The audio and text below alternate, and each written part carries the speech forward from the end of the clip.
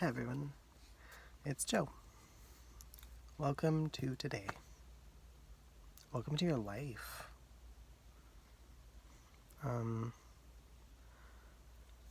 This is our galaxy, a channel where we talk about life with DID and chronic illness.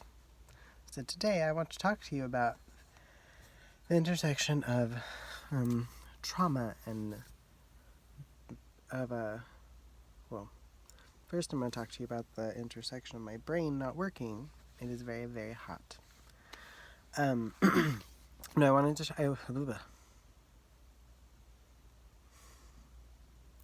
I want to talk to you about trauma and having medical problems and some of the difficulties I'm having right now with those. And I want to talk about how that affects my system, our system, whatever system. It's mine, it's ours, it's everybody's in this thing. Because we're having a really, really hard time. And it's very hard to express hard times on the internet or anywhere at all. It's hard to be that in touch with what's happening, and then it's very hard to share that in such a public way. However,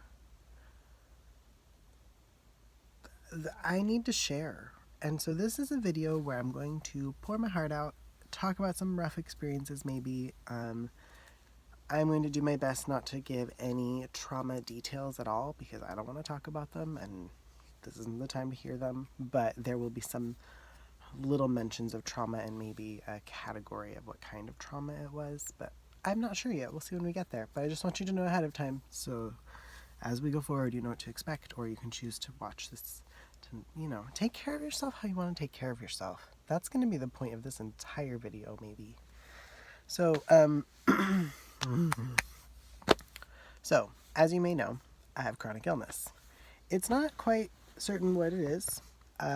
It clinically, I get diagnosed with Lyme disease by Lyme doctors. Lyme, what are they called? Lyme literate doctors. They diagnose me with Lyme disease, but I don't have any lab proof, so I can't convince Western doctors who don't know about Lyme disease that it's real. So, on the other, I also have an immense history of trauma and an immense shit ton of baggage about it that I wish I never had to deal with ever. So none of this goes together very well because then the Western doctors blame my symptoms on my trauma history or on the mental illness that comes from that, and they neglect to search very hard for my physical illness. And then again, I have to do so many medical things because my health is so bad. I often need to access medical care. So that means trauma repeatedly over and over again, because part of my history is that I have trauma from a medical provider when I was really young. And then it continues to happen now that I'm older because doctors don't... I don't mean to blame all doctors. I'm sure there are good doctors out there. If you are one, can you tell me? I can't find any currently. So, where is it going? It's hard to keep track of my sentences. So I get re-traumatized with medical trauma all the time, over and over again. And it can't stop because I have a life-threatening illness. Yep, that's what that is. It's hard to say it out loud. But Lyme disease is a life-threatening illness. It doesn't always kill you very quickly, and it doesn't kill you right away, usually. And it's not even always that Lyme disease is the cause of your death, per se. But I think the leading cause of death in people with Lyme disease is suicide. And that is honestly that is the biggest risk for me anyways, because I have a lot of history with that. I don't want to talk about that right now, though. That's too much for this video. But it's a big risk for me, and I have to constantly manage um, suicidality is what they call it, when you're just like, it's there every day, wake up, still there, oh, still there, even though I love living. Sometimes, most of the time I do. It doesn't, even when I'm really enjoying an activity, even when I'm really enjoying something, anything, still there, still just a little bit want to die all the time. So now I have a chronic illness. I've had one actually since I was 10, so 20 years of chronic illness and 30 years of trauma, and now I'm like, yeah, it's a big risk now. It's hard for me to manage that part of me. It's really challenging now. I'm having a really hard time. And I need to access mental health care, and I need to access medical care. And I am attempting to do all of these things all the time, it seems.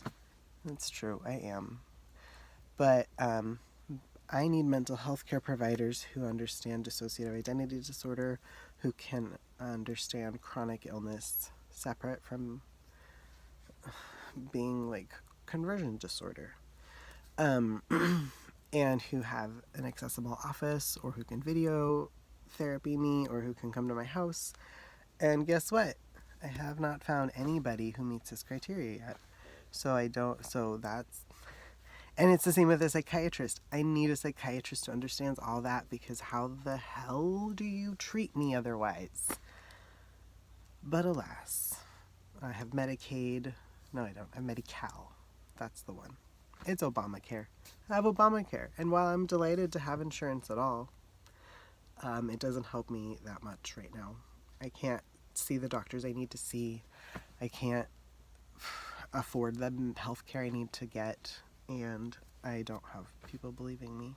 So this week I was supposed to go, tomorrow, I was supposed to go to get an ultrasound of my abdomen to check out my organs, because I have a lot of gastrointestinal issues. That's my biggest issues, probably.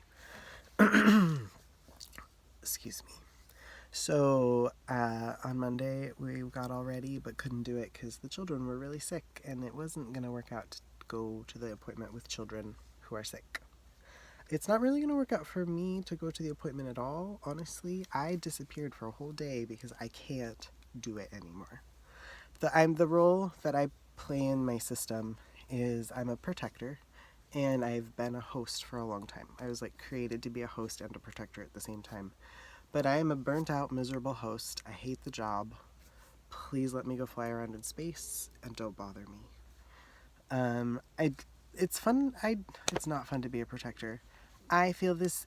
I can't stop this need from, like, if someone's going to harm the body, I cannot let them near me. I cannot do. I can't go to the activity. I can't get on the plane. I can't get the ultrasound, because I know the chances of having even a little bit of medical trauma when we're there are like 90%. It's like almost guaranteed to happen, because there will be a stranger needing to go swoopy all over my abdomen, and I won't know them, and they will be looking inside my organs, and they will have to touch my skin probably, and they will do all this with very little communication to me, because they treat me more like a dummy, a cadaver. It doesn't feel like being treated like an actual body, breathing, remembering everything you do to it.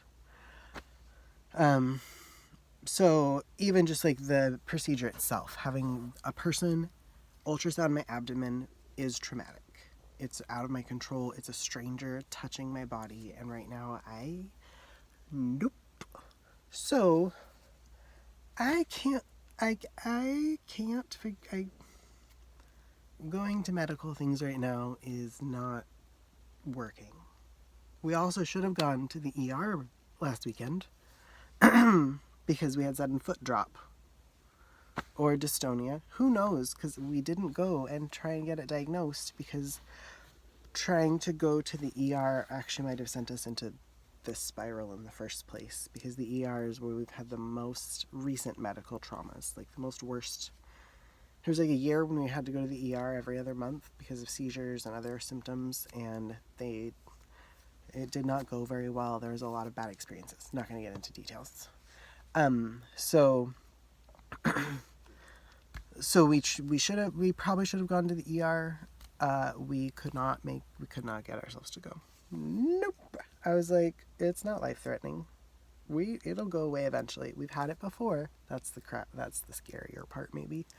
We've had foot drop before, or whatever it is, when we get up out of bed and we try to walk forward and the foot it just drags behind us and there's no way to like flop it forward to stand on it. It's just like this one's dragging and usually a bit limp, but sometimes it's a bit tense at the same time in other places. It's uncomfortable, that's for sure. So it's happened before, usually I think always after seizures, and it goes away within a few hours, and it's not usually so noticeable. This time, it was more noticeable. It lasted 24 hours. It was not... I know it's foolish. I should go to medical care. It's important. We need it desperately. And actually, that's even part of the problem, too, is I know how desperately we need it, but we need the right kind. We need people who will care for us, who will treat our body well, who will explain what they're doing, people who will take us seriously enough to like walk us through medical things anyways and believe that we need these tests. But that's not... I don't know how to make that happen. So in the meantime, I'm just like, nope, can't go to the ER. It will make us worse, even if they believe that our foot needed, like, even if they tried stuff. No, they don't find stuff with our body, and so it's hard. I'm just like, I know eventually they're gonna have to find something, because I know we're very sick. It's very clear if you live with us or you just hang out with us for an hour. So eventually I know they're gonna have to find something, but in the meantime, the amount of trauma and re-trauma that keeps happening is intolerable, is not... maybe if we didn't have so much trauma in our history, but like our trauma started when we were a baby, before we were a year old. So this isn't just to like get a little therapy and it's better. This is like, we've had 10 years of therapy, and some of it made us much worse because it was the wrong therapy. So I don't know what to do. I can't make us go to tests. And currently my system's all fucked up and we can't switch. I'm stuck. So that's not helping either. But trauma makes things worse. The other thing we're supposed to do, is on, what day? Next week, Monday. We're supposed to go and do some examination for our Social Security case. So we're supposed to go see a doctor who will give us an exam. I think it's a neurologist, and then give a report to Social Security. So a lot of these triggers actually started way back at the Social Security case hearing. At the hearing in July, like 6 weeks ago, that's when we got, like, everything started to go wrong. And our mental health started to tank. And we thought maybe it would come back after a couple weeks, but no, we're still tanking. Just...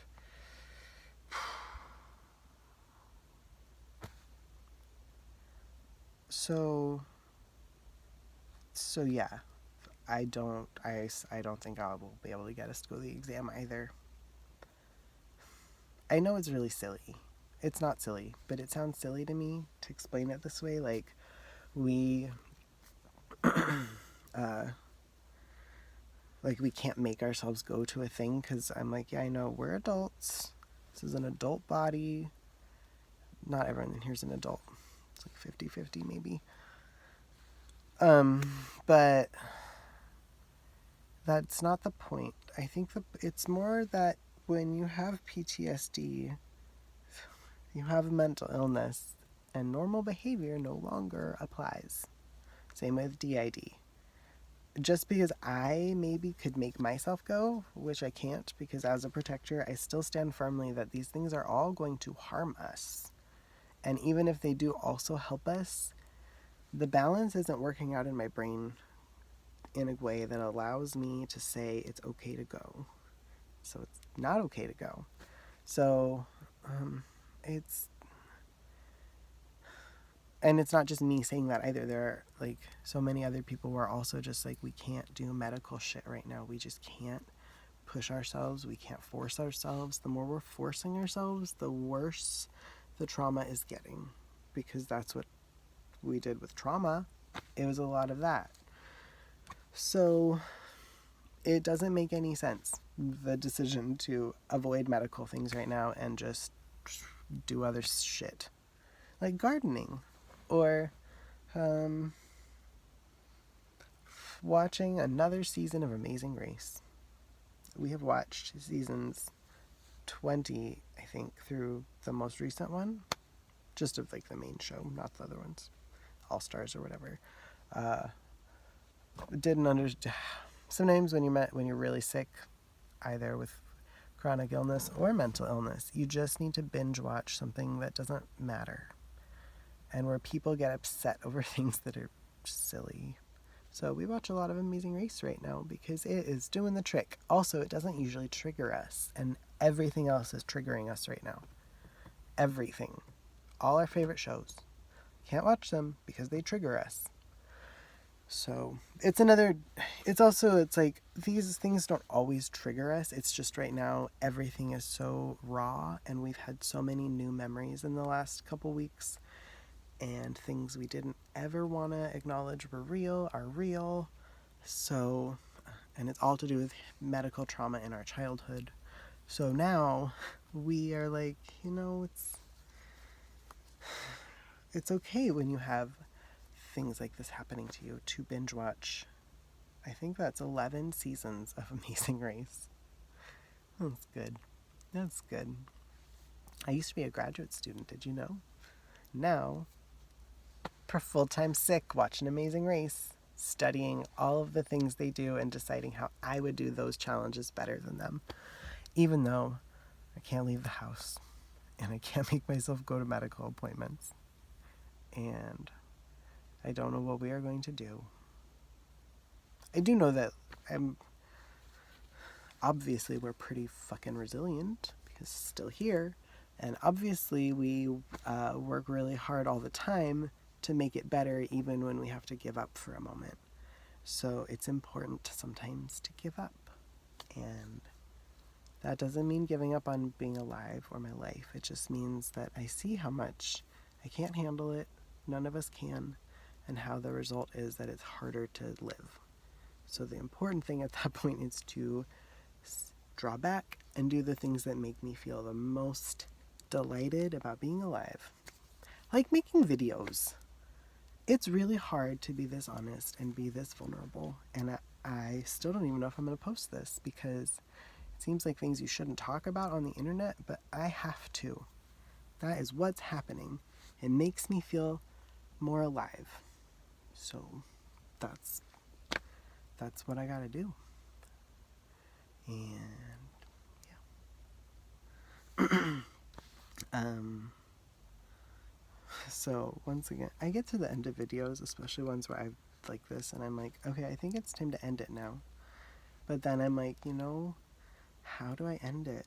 But I do this in conversations with people too. I'm like, it's time to end the conversation. How do you do that? What's the cue you give? Will it hurt their feeling? Will it be at the wrong time? But here's the cue.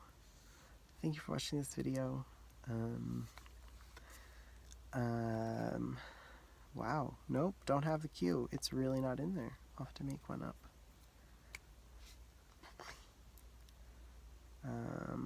Subscribe to stay connected, because we would really love to stay connected with you. And that's a connection. Comment in the comments if you have comments, because we love to read your comments. And sometimes we are even capable of responding to them. Actually, most of the time now, we are really capable of that, because your comments make us feel more excited about being alive. So we want to give you life back as well. So comment in the comments if you have anything to share. And there will be another video very soon because it's important that we make more videos because, again, they make us feel alive. Hope to see you all soon. Believe yourselves, all yourselves. Keep living. We're going to keep living. We'll see you soon.